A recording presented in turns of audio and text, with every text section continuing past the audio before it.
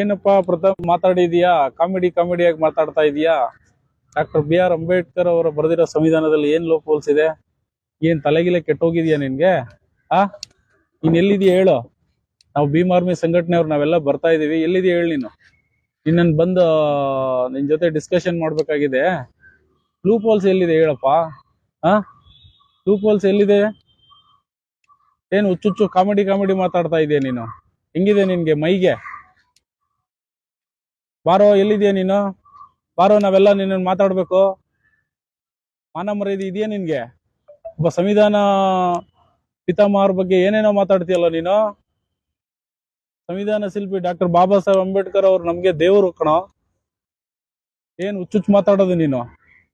40 ವರ್ಷ ನೀನೊಬ್ಬ comedy player. ನೀನು ಹೋಗಿ ಡ್ಯಾನ್ಸ್ ಮಾಡ್ಕೋ, ಸಾಯಿ ಕುಣಿ.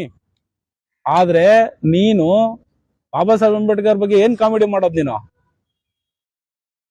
ನಿನ್ಗೆ ಮಾನ ಮರ್ಯಾದೆ ಇದೆಯಾ ನಿನ್ಗೆ? ಲೂಪ್ ಹೋಲ್ಸ್ ಇದೆಯಂತೆ. ಏನ್ ಲೂಪ್ ಹೋಲ್ಸ್ ಇದೆಯಾ? ಬಾರೋ ಡಿಸ್ಕಷನ್ ನಾವು ರೆಡಿ ಇದೀವಿ. ಬಾರೋ ಇಲ್ಲಿ ಡಿಸ್ಕಷನ್ಗೆ.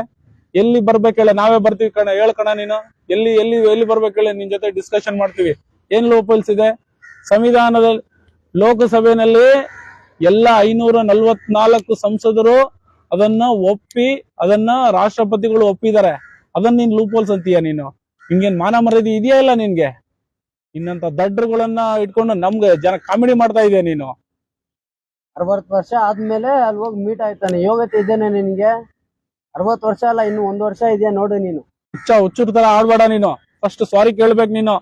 ಇಲ್ಲ ಅಂದ್ರೆ ನೀನ್ ಎಲ್ಲಿದೆ ಹೇಳು? ಸಿಗು ನೀನ್ ಫಸ್ಟ್. ನಿನ್ ಜೊತೆ ಡಿಸ್ಕಷನ್ ಮಾಡ್ಬೇಕು ನಾವು. ಇನ್ ಮುಂದೆ ಇನ್ನೇನಾದ್ರು ಹುಚ್ಚುಚ್ಚ ತರ ಆಡಿದ್ರೆ ನೀನ್ ಎಲ್ಲಿದೆಯಾ ಅಲ್ಲಿಗೆ ಬರ್ತೀವಿ. ನಿನ್ ಮನೆ ಅಡ್ರೆಸ್ ಹೇಳು, ನಿನ್ ಫೋನ್ ನಂಬರ್ ಹೇಳು, ಬರ್ತೀವಿ ನಾವು.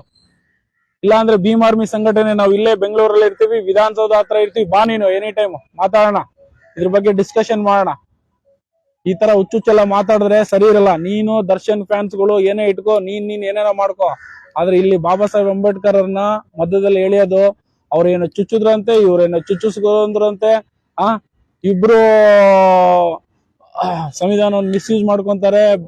ಏನೇನೋ ಮಾತಾಡ್ತೀಯಲ್ಲ ನೀನು. ಹುಚ್ಚ ನೀನು ಹುಚ್ಚ.